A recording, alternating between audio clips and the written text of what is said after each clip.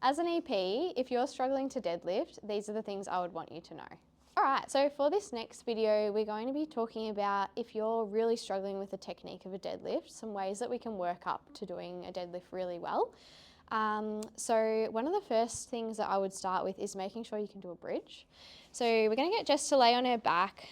She wants to be in crook lying, so she's got her knees bent, feet flat on the floor, heels nice and close to her bottom, so they're not too far away. It works your hamstrings more if they're too far back. And then what we're going to do for Jess is we're just going to try and get her to lift her hips up to the ceiling and lower back down. She's pushing through her heels, and you can see she's getting that hip extension, same as you would if you were standing.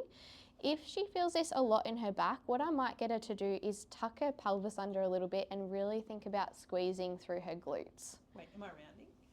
No, that's good. Looks really good. So that she's got that really nice straight position from her knees to her shoulders. Looks great.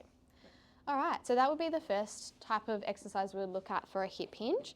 Next thing we would do is progress to kneeling and start to think about that hinge through her hips. So yeah, it can be really nice to have our hands at our head so we can see what our body's doing. And again, we're going to think about sitting our hips back towards her heels, hinging her torso forward, and then she's going to come back up, squeezing her glutes to get back up to that straight position. That's really good. She's keeping her back really straight, she's sitting her hips back and her bottom's going back, and then she's bringing her hips forward. Beautiful.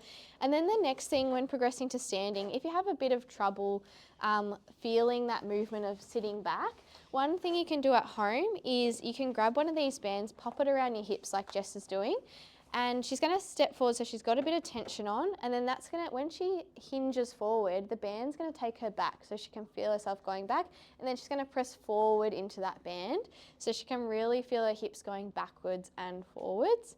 The other way you could do this as well is using a wall and sitting your hips back to the wall, but I really like the banded version Jess is doing.